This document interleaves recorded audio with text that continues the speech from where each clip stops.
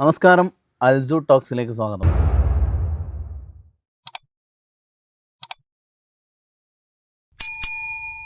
അപ്പോൾ നമ്മളെ കേരളത്തിൽ നിന്ന് ഒരുപാട് വിദ്യാർത്ഥികൾ MBBS പഠിക്കാനെന്ന് പറഞ്ഞിട്ട് പാകിസ്ഥാനിലേക്ക് കൊണ്ടുവന്നുണ്ട്.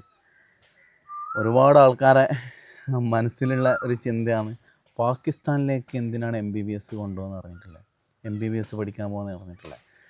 അപ്പോൾ ഇന്ന് എൻ്റെ കൂടെ ഉള്ളത് കസാഖ്യൻ മല്ലു എന്നുള്ള നമ്മളെ സ്വന്തം സുഹൃത്ത് അഫ്സൽ MTP ആണ്. ശരിക്കും പാകിസ്ഥാനാണോ? പാകിസ്ഥാനല്ല, കസാക്കിസ്ഥാൻ. കസാക്കിസ്ഥാൻ. ഈ പാകിസ്ഥാനും കസാക്കിസ്ഥാനും തമ്മിൽ എന്തെങ്കിലും ബന്ധമുണ്ടോ? അല്ലെങ്കിൽ ഇല്ല, ഈ സെൻട്രൽ ഏഷ്യൻ കൺട്രികൾ, നമ്മുടെ ഏഷ്യൻ കൺട്രികൾ പൊതുവെ ഇപ്പൊ ഇന്ത്യ പണ്ട് ഹിന്ദുസ്ഥാൻ എന്നുള്ള രീതിയിലാണ്.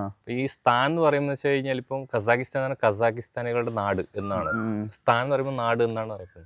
അതുപോലെ തന്നെ ഉസ്ബെക്കിസ്ഥാൻ ഉണ്ട്, കിർഗിസ്ഥാൻ ഉണ്ട്, തജക്കിസ്ഥാൻ, തുർക്ക്മെനിസ്ഥാൻ, അങ്ങനെ ഒരുപാട് സ്ഥാനങ്ങളുണ്ട്. പാകിസ്ഥാൻ, അഫ്ഗാനിസ്ഥാൻ, ഇതൊക്കെ അവരുടെ നാട് എന്നുള്ള രീതിയിലാണ് വരുന്നത്. സ്ഥാൻ എന്ന് പറയുമ്പോൾ അതാണ് അർത്ഥം വരുന്നത്, ഞാൻ മനസ്സിലാക്കിയെടുത്തോളം. ആൾക്കാർ പൊതുവെ ചിന്തിക്കണ്ട ഇത് വേറെന്തോ ഒരു സംഭവമാണ്, ഇവിടുന്ന് കുറേ കുട്ടികളെ MBBS എന്നുള്ള രീതിയിൽ മറ്റേ കൊണ്ടുപോകുന്നുണ്ട്.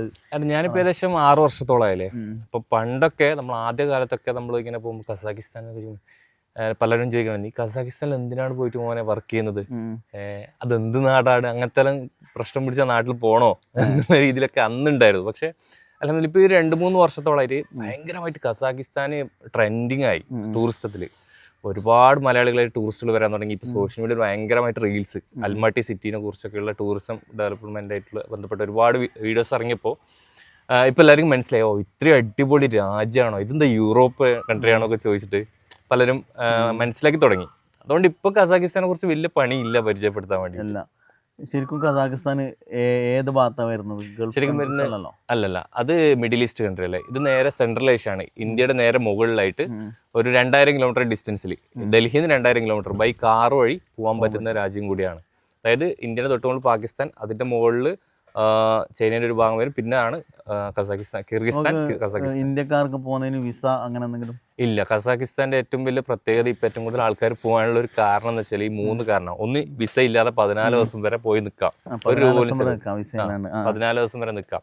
രണ്ടാമത്തെ കാര്യം എന്ന് വെച്ച് കഴിഞ്ഞാൽ ഇന്ത്യയിൽ നമ്മളിപ്പം കാശ്മീർ മറ്റിടത്തൊക്കെ കറങ്ങാൻ പോകുന്ന പോലെ തന്നെ ആ ഒരു എക്സ്പെൻസിൽ കസാക്കിസ്ഥാനിൽ കറങ്ങാൻ സാധിക്കുമെന്നുള്ളത്. ഏകദേശം എത്ര എക്സ്പെൻസ് ഉണ്ടോ നമുക്ക് ഒരു ടൂർ പോകുന്നതാണെങ്കിലൊക്കെ? ഇപ്പം ഞാൻ പറയുകയാണെങ്കിൽ ഇവിടുന്ന് അങ്ങോട്ടും ഇങ്ങോട്ടും ഫ്ലൈറ്റിന് തന്നെ ഏകദേശം 13-14 രൂപ സ്റ്റാർട്ടിങ് വരുന്നുണ്ട്. നമ്മുടെ കേരളത്തിൽ നിന്നാണെങ്കിലും ഫ്ലൈറ്റ്സ് ഉണ്ട്, കണക്ഷൻ ഫ്ലൈറ്റ് ഉണ്ട്. അപ്പോൾ അങ്ങനെ പോയി വരുമ്പോൾ നമുക്കൊരു 10-60,000 രൂപയൊക്കെ ഉണ്ടെങ്കിൽ അവിടെ എത്തിക്കഴിഞ്ഞാൽ ഒരു 10-20,000 രൂപ മതിയാവും നമുക്ക് കറങ്ങാൻ വേണ്ടി, ഒരു 3 ദിവസം 4 ദിവസമൊക്കെ. കാരണം നമ്മുടെ നാട്ടിലെ ബാംഗ്ലൂർ അല്ലെങ്കിൽ ഡൽഹി പോലുള്ള സിറ്റികളിൽ നമുക്ക് വരുന്ന ജീവിത ചെലവ് അവിടെയും വരുന്നുള്ളൂ. അത്ര വരുന്നുള്ളൂ. ഇത് ഇപ്പം മുമ്പെല്ലാം നമ്മൾ MBBS എന്ന് പറയുന്ന സമയത്ത് മംഗലാപുരം അല്ലെങ്കിൽ പുറത്ത് മാംഗ്ലൂർ ഇങ്ങനെ നമ്മൾ അതർ സ്റ്റേറ്റിലേക്കാണ് പോയിക്കൊണ്ടേന്ന്.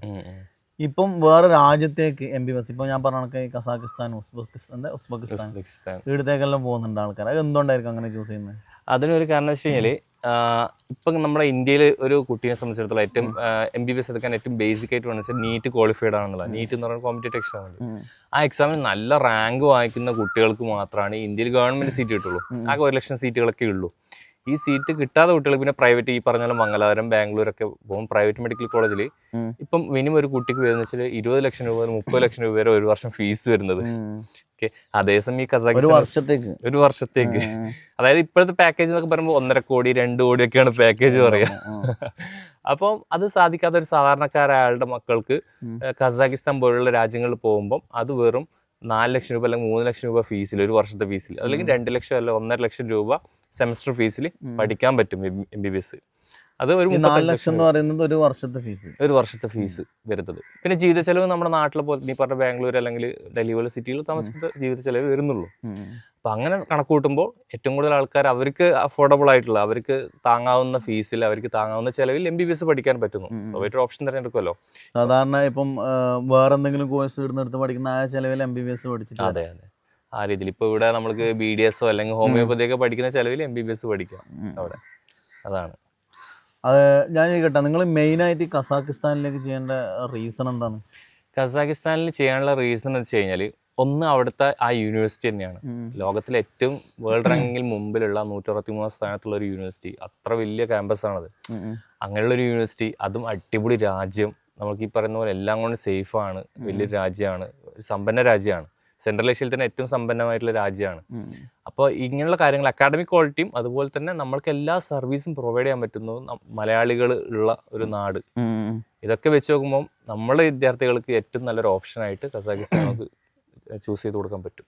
അതെ കേട്ടോ. ഇപ്പം നമ്മൾ ഈ ഭാഗത്ത് ഇപ്പം കാസർഗോഡ് കണ്ണൂർ ഭാഗത്തിൽ ഏകദേശം പിള്ളേർ നിങ്ങളെ ഇതിൽ പോയിട്ട് കാണുന്നുണ്ട്. നിങ്ങൾ മാത്രമേ ഇപ്പം കാസർഗോഡ് കണ്ണൂർ ചെയ്യുന്നല്ല, വേറെ ആരെങ്കിലും ചെയ്യുന്നുണ്ടോ? അതായത് ഇപ്പോൾ കേരളത്തിൽ നോക്കുകയാണെങ്കിൽ കേരളത്തിൽ നിന്ന് എല്ലാ വർഷവും വരുന്നതിൽ ഒരു 95% കുട്ടികളും നമ്മൾ വഴിയാണ് വരുന്നത്. അങ്ങനെയാണ്. അതിൽ തന്നെ കാസർഗോഡ് ഡയറക്റ്റ് ആയിട്ട് വരുന്നതാ? ഡയറക്റ്റ് അല്ല, നമ്മളുമായിട്ട് അസോസിയേറ്റ് ചെയ്യുന്ന ഒരുപാട് ആൾക്കാരുണ്ട്, ഏജൻസികളുണ്ട്, അതുവഴി വരും. അപ്പോൾ കണ്ണൂർ കാസർഗോഡ് ജില്ലയിൽ നിന്ന് ആണ് ഏറ്റവും കൂടുതൽ ഉണ്ട്. അത് ഞാനുണ്ട് എന്നുള്ള എന്നെ അറിഞ്ഞിട്ട് വരുന്ന അങ്ങനെയുള്ള ആൾക്കാർ.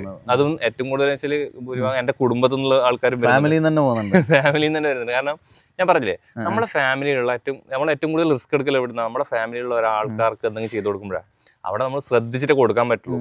അപ്പം അങ്ങനെയുള്ള ആൾക്കാർക്ക് പോലും ചൂസ് ചെയ്ത് കൊടുക്കാൻ പറ്റുന്ന ഒരു യൂണിവേഴ്സിറ്റിയാണ് നമ്മൾ മറ്റുള്ളവർക്കും കൂടി സജസ്റ്റ് ചെയ്ത്. അപ്പം ബാക്കിയുള്ളവർക്ക് ഒരു കോൺഫിഡൻസ് ആണ്, ഓക്കെ ഇന്ന ആളുടെ ഫാമിലിയിലുള്ള കുട്ടികളുണ്ട്, അപ്പം ഫാമിലിയുള്ളവർക്ക് കൊടുക്കുന്നത് അത്രയും നല്ലതായിരിക്കില്ലേ ഒരു ഫസ്റ്റ് ഓപ്ഷൻ എന്നുള്ള ഇതിൽ. അപ്പോൾ അങ്ങനെ ഒരു സംഗതി ഉണ്ട്. പക്ഷെ ഞാൻ വഴി മാത്രമല്ലാതെ ഈ പറഞ്ഞ ബാക്കിയുള്ള കുട്ടികളും പലരും വന്ന് പറയും, വളരെ കുറഞ്ഞ് ഒരു 4-5 കുട്ടികൾ എല്ലാ വർഷവും ഇങ്ങനെ വരാറുണ്ട് ഞാൻ വഴി അല്ലാതെ. അത് വെച്ച് കഴിഞ്ഞാൽ നോർത്ത് ഇന്ത്യൻസ് ഡൽഹിയിലുള്ള ഒരു ടീമുണ്ട്. ആ നോർത്ത് ഇന്ത്യൻസ് വഴി ഇവിടെ അവരുടെ കീഴിൽ വർക്ക് ചെയ്യുന്ന കുറച്ച് ഏജൻസികളുണ്ട് കേരളത്തിലെ. അപ്പൊ അവര് വഴിയും വരാറുണ്ട്. അപ്പൊ ഞാൻ ചോദിക്കട്ടെ, ഇപ്പൊ നിങ്ങൾ വഴി പോകുന്ന ആൾക്കാർ അവിടെ എന്തായാലും താമസിക്കുന്നല്ലേ? നിങ്ങളുടെ മറ്റേ എന്താ പറയാ, നോർത്ത് ഇന്ത്യൻസിന്റെ കൂടെയാണോ സ്റ്റേ? എങ്ങനെയാണ്?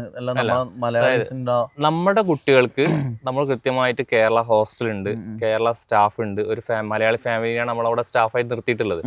അപ്പൊ ആ മലയാളി സ്റ്റാഫാണ് ഇത്താത്ത പെൺകുട്ടികളുടെ കാര്യം നോക്കും, ഇക്കയാണെങ്കിൽ ആൺകുട്ടികളുടെ കാര്യം നോക്കും. അപ്പൊ ആ രീതിയിൽ നമ്മളൊരു കേരളത്തിന്റെ സംസ്കാരം നിലനിർത്തുന്ന രീതിയിൽ തന്നെ അതിന്റെ എല്ലാ മൂല്യങ്ങളും അംഗീകരിച്ചുകൊണ്ട് നമ്മൾ അവിടെ എന്ത് ചെയ്ത് നിലനിർത്തിക്കൊണ്ട് അവിടെ ഹോസ്റ്റൽ നടത്തുന്നുണ്ട്. നോർത്ത് ഇന്ത്യൻസിന്റെ ഹോസ്റ്റൽ അത് വേറെ തന്നെയാണ്. അത് അവരുടെ നോർത്ത് ഇന്ത്യൻ രീതിയിലായിരിക്കും. ആൺകുട്ടികളും പെൺകുട്ടികളും മിക്സ്ഡ് ആയിരിക്കും. പിന്നെ അവർ കൈകാര്യം ചെയ്യുന്ന രീതി ഡിഫറെന്റ് ആയിരിക്കും. അങ്ങനെയൊക്കെയുള്ള വ്യത്യാസങ്ങളുണ്ട്. അപ്പൊ അങ്ങനെ നോർത്ത് ഇന്ത്യൻസിന്റെ ഇടയിൽ പെടുന്ന കുട്ടികൾക്ക് ആടുന്ന് മാറി ചിന്തിക്കാൻ അല്ലെങ്കിൽ രക്ഷപ്പെടാൻ വേണ്ടിയിട്ടുള്ള എന്തെങ്കിലും ഒരു ഓപ്ഷൻ ഉണ്ടോ? 3 ഓപ്ഷൻസ് ഉണ്ട്. അത് 3 കാര്യങ്ങൾ തിരിച്ചറിയാന്നുള്ളതാണ്. ഒന്നാമത്തെ കാര്യം വെച്ചാൽ ഇത്തരത്തിൽ ഏജൻസികൾ ബന്ധപ്പെടുമ്പോൾ കസാഖിസ്ഥാനിലേക്ക് എന്ന് പറഞ്ഞ് ബന്ധപ്പെടുന്ന സമയത്ത് നിങ്ങളെ ബന്ധപ്പെട്ട് നിങ്ങൾ ചോദിക്കുക, അവിടെ പഠിക്കുന്ന നിങ്ങൾ വഴി മുൻപിൽ പോയിട്ടുള്ള മലയാളികൾ ആരെങ്കിലും ഉണ്ടോ, അങ്ങനെയുള്ള മലയാളി വിദ്യാർത്ഥികളെ കണക്ട് ചെയ്ത് തരുമോ? അങ്ങനെ ചോദിക്കുമ്പോൾ സ്വാഭാവികമായിട്ടും അവർ വഴി ആദ്യമായിട്ട് ഈ നോർത്ത് ഇന്ത്യൻ വഴി ചെയ്യുന്നതാണെങ്കിൽ തീർച്ചയായിട്ടും മലയാളി കുട്ടികൾ കണക്ട് ചെയ്ത് കൊടുക്കാൻ പറ്റില്ല. ഇനി അഥവാ ഉണ്ടെങ്കിൽ തന്നെ ആ കുട്ടികളെ സപ്പോർട്ട് ചെയ്യില്ല. കാരണം അത്രമാത്രം സർവീസ് പ്രൊവൈഡ് ചെയ്യാത്ത വളരെ പ്രശ്നമുള്ള രീതിയിലാണ് നോർത്ത് ഇന്ത്യൻസ് പെരുമാറുക.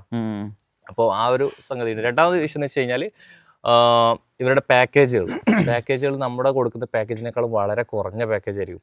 നമ്മുടെ മലയാളികളുടെ ഒരു രീതിയുണ്ട്, കുറഞ്ഞ പാക്കേജാണെന്ന് ചാടി വീഴും. അപ്പോൾ അങ്ങനെ ചിന്തിക്കാതെ എടുത്ത് ചാടുന്നതിന് മുമ്പ് ആ പാക്കേജ് കുറയാനുള്ള കാരണം ഉണ്ടാവുമല്ലോ. കാരണം നമ്മൾ ഒരു 4-5 മലയാളി സ്റ്റാഫിനെ അവിടെ അപ്പോയിന്റ് ചെയ്തിട്ട് ഈ കുട്ടികൾക്ക് വേണ്ടിയിട്ടെല്ലാം വർക്ക് ചെയ്യുന്ന സ്റ്റാഫ് കാര്യങ്ങളൊക്കെ എല്ലാം ഉണ്ട്. അപ്പം അതേസമയം നമ്മൾ കേരളത്തിൽ നിന്നുള്ള ഒരു രീതി വെച്ചാൽ നോർത്ത് ഇന്ത്യൻ പോലെയല്ല. നോർത്ത് ഇന്ത്യയിൽ ഇപ്പൊ ഒരു കുട്ടിക്ക് ഒന്നും ചെയ്തെങ്കിലും ഒന്നും തിരിഞ്ഞു നോക്കിയിട്ടില്ലെങ്കിലും അവിടെ ആരും പരാതി പറഞ്ഞ് പോകാനില്ല. കേരളം അങ്ങനെയല്ല. കേരളത്തിൽ നമുക്ക് ഒരുപാട് പരിഗണനകൾ നമ്മുടെ കുട്ടികൾക്ക് ആവശ്യമുണ്ട്. റിസ്ക് അല്ലേ ശരിക്കും? റിസ്ക് ആണ്. പക്ഷെ ഈ ഒരു സിസ്റ്റം നമ്മൾ ഉണ്ടാക്കി വെച്ചതുകൊണ്ട് നമ്മൾ സേഫ് ആണ്. അപ്പം ആ തരത്തിൽ പാക്കേജ് കുറഞ്ഞിട്ട് കാണുമ്പോൾ ശ്രദ്ധിക്കുക.